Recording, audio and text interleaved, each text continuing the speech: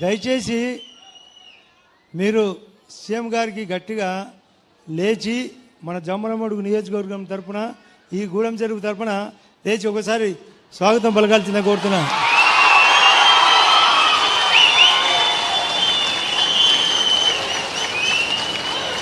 Right, కూర్చోండి.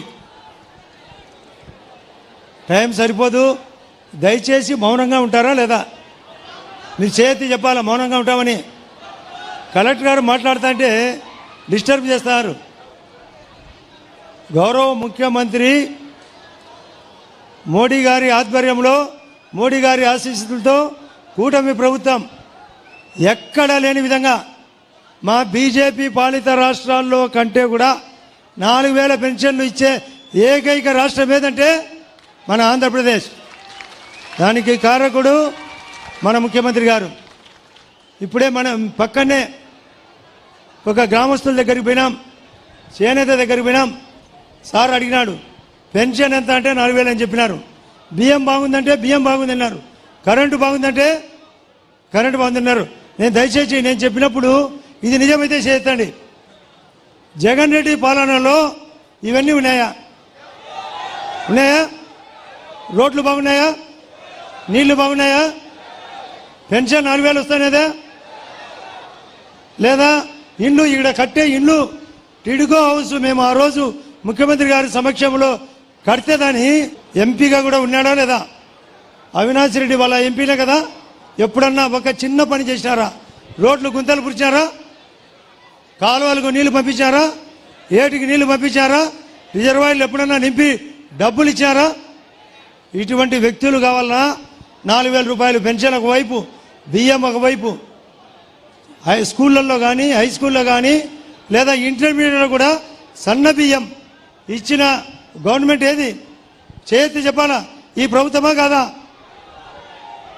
మళ్ళీ ఇండ్ల పథకం ఇక్కడ టిడ్కో హౌస్ కానీ ఆ పక్కన ఎన్టీఆర్ హౌసింగ్ కానీ ఇచ్చే ప్రభుత్వం మందే కదా. చేయెత్తాలా? ఎస్ అన్నప్పుడల్లా చేయెత్తాలా. నేను అతని గురించి మాట్లాడినప్పుడు నో అని చెప్పాలా. జగన్ రెడ్డి ఎప్పుడైనా ఇటువంటి కార్యక్రమం తలపెట్టిన వ్యక్తి. మళ్ళీ ఏమంటున్నాడు? నేను నొక్కిన బటన్ అంటున్నాడు. నొక్కినాడు కదా బటను. తినేది బటర్ తినేది చెప్తాడా లేదా? బటర్ తిన్నాడా లేదా? వెన్న తిన్నాడా లేదా? మనకు మంచినీళ్ళు దాంట్లో ఇన్ని నీళ్లు మజ్జిగ పోసి మనకు మజ్జిగ పోసి నేను మీకు బటన్ నొక్కినా మీకు బటన్ నొక్కినా అని చెప్పిన వ్యక్తే కాదా? చెప్పాలా? ఎస్ అంటే ఎస్ అని, నో అంటే నో అని. అటువంటి ప్రతి దాంట్లో అంగడి ఇసుక రేటు ఎక్కువ అమ్మినాడా లేదా? ఈరోజు ఇసుక రేటు తగ్గిందా లేదా? లిక్కరు సాధారణ రేటుకు క్వాంటిటీగా వస్తున్నదా లేదా? వస్తుందా లేదా? గ్రామీణ ఉపాధి పథకం చక్కగా జరుగుతుందా లేదా?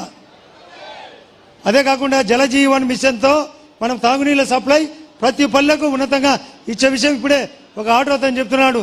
మనవాడు ఆటోలో తోడుకొని వచ్చి, సార్ నేను ఆటోలో తిరుగుతున్నా, ప్రతి పల్లెకు పోతున్నా, అన్ని చోట్ల నీళ్లు బాగున్నాయి, కరెంటు బాగున్నాయి, గుంతలు పూడ్చినారు, మాకు ఆదాయం కూడా బాగుంది అనే విషయం వాస్తవమా కాదా?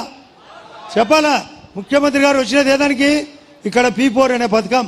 నేను సార్కి చెప్తున్నా, sir it is not P4 sir. Sir ఇది P4 కాదు, P5 సార్.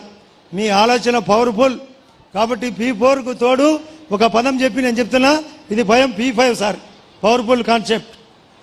కాబట్టి ఇటువంటి పవర్ఫుల్ కాన్సెప్టు మరియు మోడీ గారి ఆధ్వర్యంలో ఎక్కడ చూసినా కూడా మన మోడీ గారు ఈ దేశాన్ని 4వ స్థానంలో నిలబెట్టినాడా లేదా?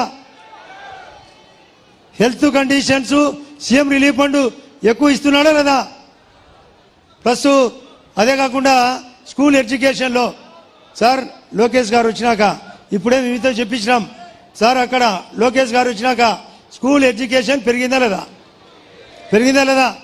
సన్న బియ్యం ఇస్తారా లేదా? హాస్టళ్లకు సన్న బియ్యం ఇస్తారా లేదా? మంచి డ్రెస్ కోడ్ ఇస్తున్నారా లేదా? సార్ లోకేష్ అయితే ఆకాశం అంతా ఎదిగినాడు సార్.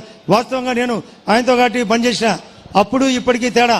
లోకేష్ తండ్రికి తగ్గ తనయుడు కాదు సార్, తండ్రికి మించిన తనయుడు. ఇది నిజం సార్. ఇప్పుడు నేను జగన్తో పార్టీ చాలా దగ్గరగా అనుకూలంగా పోయినా సార్, నా మీద కోడికెత్తి కేసు పెట్టాడు సార్. మీరు చెప్పినారంట, మీరు మీ వాడు లోకేష్ చెప్పినాడంట వివేకానంద రెడ్డిని పుడద్దనపూట ఏమో చెప్పినాడు సార్, ఏదో గుండెపోటు